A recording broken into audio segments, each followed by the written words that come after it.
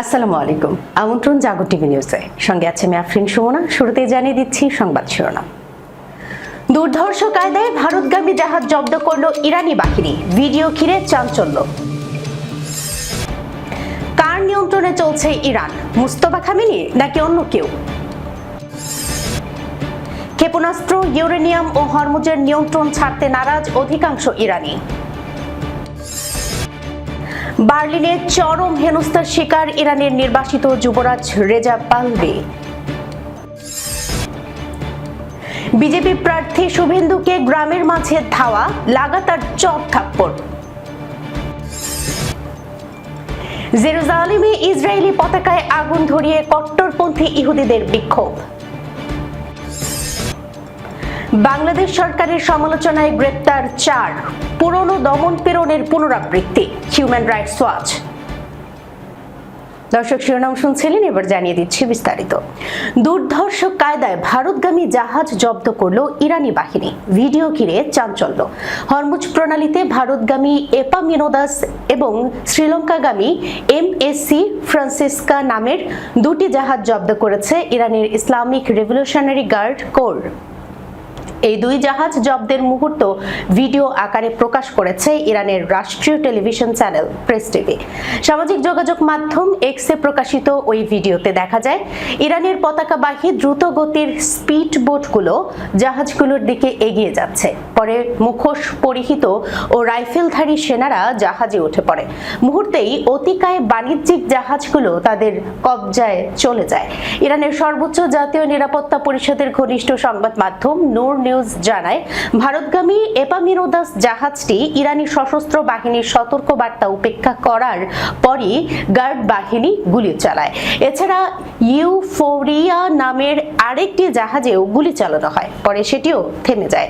IRGC এক বিবৃতিতে জানায়, ইসলামিক রেভলিউশনারি গার্ড কোর নৌবাহিনী হরমুজ প্রণালীতে নিয়ম লঙ্ঘনকারী দুটি জাহাজ শনাক্ত করে এবং থামিয়ে দেয়। এমএসসি ফ্রান্সিসকা জায়নিস্ট শাসন ব্যবস্থার মালিকানাধীন, আর এপামিনোদাসের বিরুদ্ধে নৌ নির্দেশনা ব্যবস্থা বিকৃত করা এবং সামুদ্রিক নিরাপত্তা বিপন্ন করার অভিযোগ আনা হয়েছে। হরমুজ প্রণালীতে ইরানের আরোপিত বিধি নিষেধ অমান্য না করার পাশাপাশি এই জলপথে নিরাপদ চলাচলের পরিপন্থী কার্যক্রম থেকে বিরত থাকার হুঁশিয়ারি দিয়েছে আইআরজিসি। তারা বলছে, হরমুজ প্রণালীতে শৃঙ্খলা ও নিরাপত্তা বিঘ্নিত করা ইরানের জন্য রেড লাইন হিসেবে বিবেচিত হবে। ইরানের বন্দরগুলোতে মার্কিন নৌ অবরোধের জবাব দিতেই ইরানি বাহিনী এমন পদক্ষেপ নিয়েছে বলে ধারণা করা হচ্ছে। জাহাজগুলো এখন সুনির্দিষ্টভাবে কোথায় আছে এবং নাবিকরা নিরাপদ আছেন কিনা সে বিষয়ে নিশ্চিতভাবে কিছুই জানা যায়নি। যুক্তরাষ্ট্র ও ইসরায়েলের সঙ্গে ইরানের যুদ্ধ শুরুর প্রথম দিনেই অর্থাৎ 28 ফেব্রুয়ারির হামলায় নিহত হন ইরানের সর্বোচ্চ নেতা আয়াতুল্লাহ আলী খামেনি। এরপর নতুন সর্বোচ্চ নেতার নাম ঘোষণা করা হলেও দেশটির বর্তমান শাসন ব্যবস্থার কাঠামো এবং দেশটির ক্ষমতা আসলে কার হাতে রয়েছে সে সম্পর্কে নানা আলোচনা রয়েছে।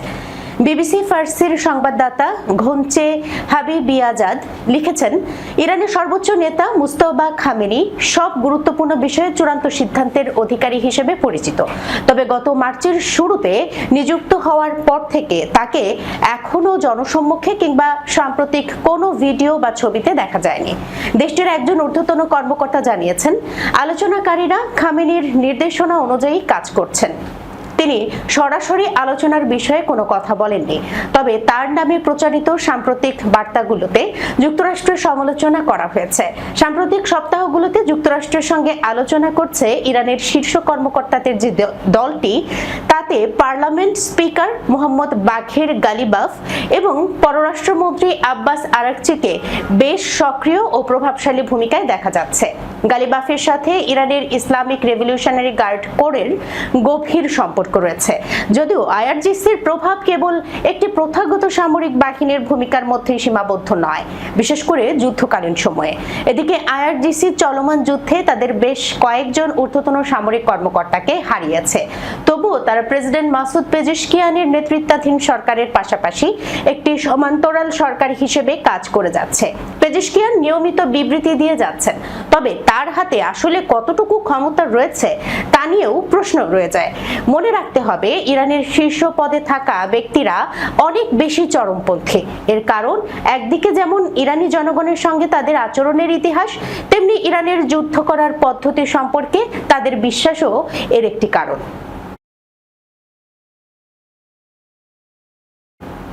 যুক্তরাষ্ট্র ইসরায়েল জোটের আরোপিত 40 দিনের যুদ্ধের প্রেক্ষাপটে পরিচালিত Islamic Republic of Iran broadcasting গবেষণা কেন্দ্রের এক দেশব্যাপী জরিপে দেখা গেছে ইরানের জনগণ তাদের সামরিক সক্ষমতা, জাতীয় ঐক্য এবং ক্ষেপণাস্ত্র ও প্রতিরক্ষা শক্তি অক্ষুণ্ণ রাখার বিষয়ে দৃঢ় সমর্থন জানিয়েছে। যুদ্ধ চলাকালীন এবং তা শেষ হওয়ার পরপরই দেশ জুড়ে হাজার হাজার মানুষের উপর পরিচালিত এই জরিপে দেখা যায় বিপুল সংখ্যাগরিষ্ঠ উত্তরদাতা মনে করেন যুক্তরাষ্ট্রের সর্বোচ্চ চরমপন্থী শর্ত মেনে কোনো চুক্তি বা স্থায়ী যুদ্ধবিরতি গ্রহণ করা উচিত নয়।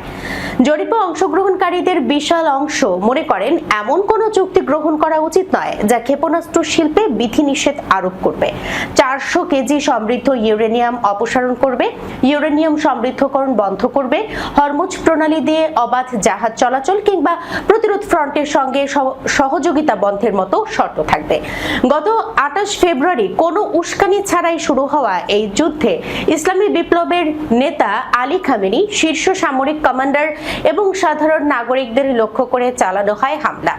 এরই প্রেক্ষাপটে দক্ষিণ ইরানের মিনাব শহরে প্রায় 170 জন স্কুল শিক্ষার্থী সহ বহু মানুষ নিহত হন। ইরানের নেতৃত্বকে দুর্বল করা এবং প্রতিরক্ষা সক্ষমতা ভেঙে দেওয়ার উদ্দেশ্যে শুরু হওয়া এই আগ্রাসন শেষ পর্যন্ত উল্টো যুক্তরাষ্ট্রের সামরিক শক্তির দুর্বলতা প্রকাশ করেছে বলে প্রতিবেদনে উল্লেখ করা হয়। একই সঙ্গে প্রতিরোধ অক্ষের ঐক্যবদ্ধ অবস্থানও এতে সামনে আসে। 40 দিনের এই সংঘাতের পর যুক্তরাষ্ট্র ইরানের 10 দফা প্রস্তাবকে স্থায়ী যুদ্ধবিরতির ভিত্তি হিসেবে গ্রহণ করে এবং ইসলামাবাদে আলোচনা শুরু হয়। তবে পরবর্তীতে যুক্তরাষ্ট্র যুদ্ধবিরতি লঙ্ঘন করায় আলোচনা অচলাবস্থায় পড়ে। ইরান দাবি করেছে বর্তমান পরিস্থিতিতে এখন যুক্তরাষ্ট্রকেই ছাড় দিতে হবে। বিজেপি প্রার্থী শুভেন্দুকে গ্রামের মাঝে ধাওয়া, লাগাতার চড়-থাপ্পড়। বার্লিনে চরম হেনস্থার শিকার ইরানের নির্বাসিত যুবরাজ রেজাব পাহলভি। জার্মানির রাজধানী বার্লিনে নজিরবিহীন হেনস্থার শিকার হয়েছেন ইরানের নির্বাসিত যুবরাজ রেজাব পাহলভি। বৃহস্পতিবার একটি সংবাদ সম্মেলন শেষে বের হওয়ার সময় এক বিক্ষোভকারী তার উপর লাল রঙের একটি তরল পদার্থ নিক্ষেপ করেন। প্রত্যক্ষদর্শীরা জানান বার্লিনের ফেডারেল প্রেস কনফারেন্স ভবন থেকে বের হয়ে নিজের গাড়ির দিকে যাওয়ার সময় হঠাৎ এক ব্যক্তি পাহলভির পেছন থেকে তাকে লক্ষ্য করে টমেটো সদৃশ লাল তরল ছুঁড়ে মারেন। তরলটি তার ঘাড় এবং কাঁধে এসে লাগে। তবে এই ঘটনায় যুবরাজ কোনো শারীরিক আঘাত পাননি। ঘটনার পরপরই নিরাপত্তা রক্ষীরা দ্রুত তাকে গাড়িতে তুলে নেন এবং পুলিশ সন্দেহভাজন হামলাকারীকে আটক করে। ঘটনার আগে সংবাদ সম্মেলনে রেজাব পাহলভি ইরান ও যুক্তরাষ্ট্রের সাম্প্রতিক যুদ্ধবিরতি চুক্তির তীব্র সমালোচনা করেন। তিনি দাবি করেন ইরানের বর্তমান শাসন ব্যবস্থার উপর আস্থা রাখা অবাস্তব। এছাড়া তিনি ইরানে রাজনৈতিক বন্দীদের মৃত্যুদণ্ড কার্যকরের বিষয়ে বিশ্ববাসীর দৃষ্টি আকর্ষণ করেন। উল্লেখ্য, 1979 সালের ইসলামী বিপ্লবের পর ক্ষমতাচ্যুত শাহ মোহাম্মদ রেজা পাহলভির ছেলে রেজা পাহলভি গত 5 দশক ধরে নির্বাসিত জীবন কাটাচ্ছেন। বর্তমানে তিনি ইরানের বর্তমান সরকারের অন্যতম বিরোধী পক্ষ হিসেবে নিজেকে প্রতিষ্ঠিত করার চেষ্টা করছেন। তবে এই হামলার পেছনে কার কি উদ্দেশ্য ছিল সেই বিষয়ে জার্মান পুলিশ এখনো বিস্তারিত কিছু জানায়নি। পশ্চিমবঙ্গের কুমারগঞ্জ বিধানসভা এলাকায় নির্বাচনী সহিংসতাকে কেন্দ্র করে উত্তপ্ত হয়ে উঠেছে রাজনৈতিক অঙ্গন। বৃহস্পতিবার দুপুরে চালুন গ্রাম পঞ্চায়েতের 24 নম্বর বানিহারি বুথের সামনে বিজেপি প্রার্থী শুভেন্দু সরকারকে ঘিরে ধরে লাগাতার চড়-থাপ্পড় ও শারীরিকভাবে লাঞ্ছনার অভিযোগ উঠেছে। এই ঘটনার ভিডিও ফুটেজ ও ছবি দেখে অভিযুক্তদের গ্রেপ্তারের নির্দেশ দিয়েছে নির্বাচন কমিশনের অফিস। বিজেপি প্রার্থী শুভেন্দু সরকারের অভিযোগ, 24 নম্বর বানিহারি বুথ এলাকায় তৃণমূল কংগ্রেসের একদল কর্মী ভোটারদের প্রভাবিত করে করেছিলেন এবং বিজেপির নির্বাচনী এজেন্টকে বুথে ঢুকতে বাধা দিচ্ছিলেন। খবর পেয়ে তিনি ঘটনাস্থলে পৌঁছালে পরিস্থিতি উত্তপ্ত হয়ে ওঠে। সেখানে তাকে ঘিরে ধরে লাগাতার চড় থাপ্পড় ও শারীরিক নির্যাতন করা হয়। হামলায় শুভেন্দু জখম হয়েছেন। পরিস্থিতি নিয়ন্ত্রণে এলাকায় অতিরিক্ত আইন শৃঙ্খলা বাহিনী মোতায়েন করা হয়েছে। জেরুজালেমে ইসরায়েলি পতাকায় আগুন ধরিয়ে কট্টরপন্থী ইহুদিদের বিক্ষোভ। ইসরায়েলের ৭৮তম প্রতিষ্ঠা বার্ষিকী বা জাতীয় দিবস যখন দেশজুড়ে উদযাপিত হচ্ছে, ঠিক তখনই এর প্রতিবাদে জেরুজালেমের রাস্তায় নেমেছেন কয়েকশো কট্টরপন্থী আলট্রা অর্থোডক্স ইহুদি। বুধবার পশ্চিম জেরুজালেমের মেয়া শেয়ারিম এলাকায় তারা ইসরায়েলি পতাকায় আগুন ধরিয়ে এবং ইহুদিবাদ বিরোধী ব্যানার প্রদর্শন করে তীব্র ক্ষোভ প্রকাশ করেছেন। বিক্ষোভকারীদের দাবি, একটি ধর্মীয় রাষ্ট্র হিসেবে ইসরায়েলের বর্তমান রাজনৈতিক কাঠামো এবং জায়নবাদী আদর্শ তাদের ধর্মীয় বিশ্বাসের পরিপন্থী। মেয়া শেয়ারিম এলাকায় বিক্ষোভ চলাকালীন তারা জায়নবাদ ইহুদি ধর্মের শত্রু সম্মিলিত প্ল্যাকার্ড বহন করেন। এ সময় বেশ কিছু জায়গায় ইসরায়েলি পতাকায় অগ্নিসংযোগ করতে দেখা যায় তাদের। উল্লেখ্য, আলট্রা অর্থোডক্স ইহুদিদের একটি বড় অংশ শুরু থেকেই ইসরায়েল রাষ্ট্রের রাজনৈতিক ও সামরিক কাঠামোর বিরোধিতা করে আসছে। তাদের মতে মেসিয়া বা ত্রাণকর্তার আগমনের আগে কোনো ইহুদি রাষ্ট্র গঠন করা ধর্মীয়ভাবে নিষিদ্ধ।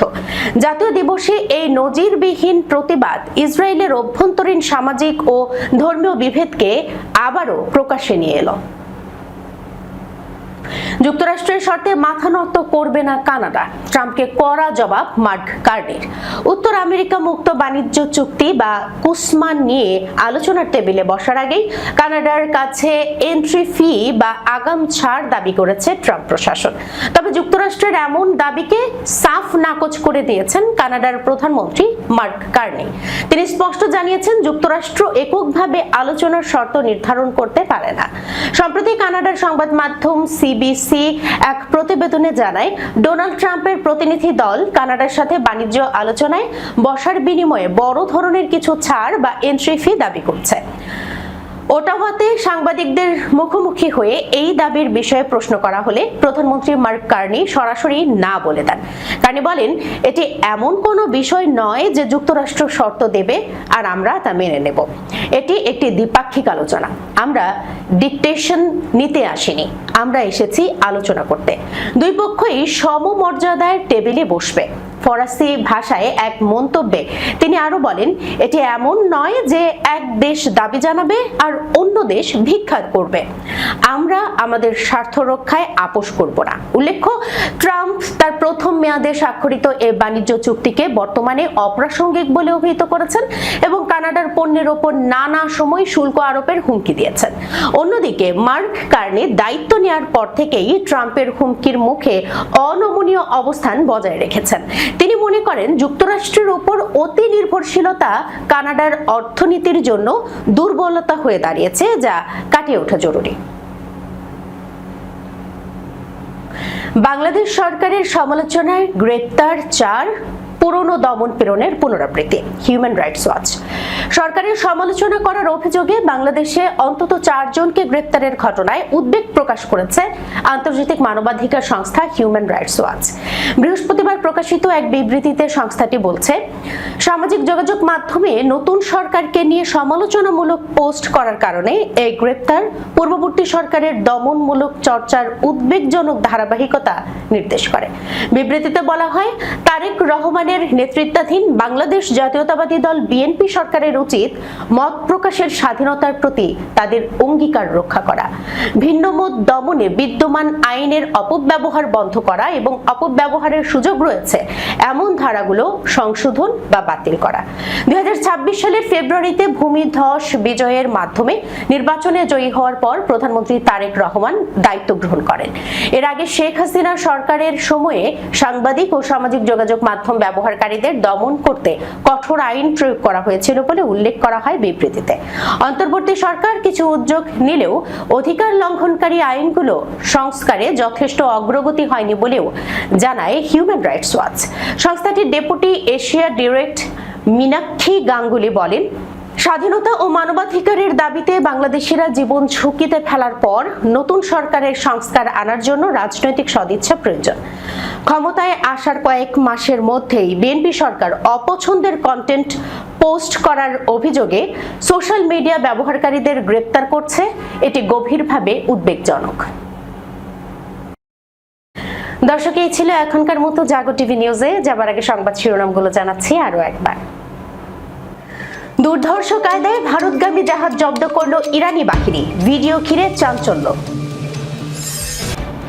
কার নিয়ন্ত্রণে চলছে ইরান, মুস্তফা খামেনি নাকি অন্য কেউ? ক্ষেপণাস্ত্র, ইউরেনিয়াম ও হরমুজের নিয়ন্ত্রণ ছাড়তে নারাজ অধিকাংশ ইরানি। বার্লিনে চরম হেনস্থার শিকার ইরানের নির্বাসিত যুবরাজ রেজা পাহলভি। বিজেপি প্রার্থী শুভেন্দুকে গ্রামের মাঝে ধাওয়া, লাগাতার চট থাপ্পড়। জেরুজালেমে ইসরায়েলি পতাকায় আগুন ধরিয়ে কট্টরপন্থী ইহুদিদের বিক্ষোভ। বাংলাদেশ সরকারের সমালোচনায় গ্রেপ্তার 4, পুরনো দমন-পীড়নের পুনরাবৃত্তি, হিউম্যান রাইটস ওয়াচ। এখনকার মতো এই পর্যন্তই। এতক্ষণ পর্যন্ত যারা সঙ্গে ছিলেন সবাইকে ধন্যবাদ। আল্লাহ হাফেজ।